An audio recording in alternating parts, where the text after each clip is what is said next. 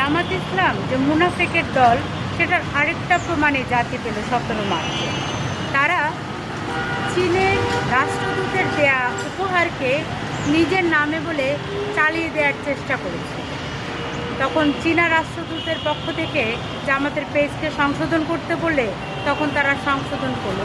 প্রথম তারা বাংলাদেশের পক্ষ থেকে আমরা এটা দাবি জানাবো যে জামাত সব দলের শব্দ থেকে ইসলাম শব্দটা বাদ দিয়ে দেওয়া হবে, কারণ তারা ইসলাম শব্দটাকে দেখিয়ে বাণিজ্য করে বেড়াচ্ছে।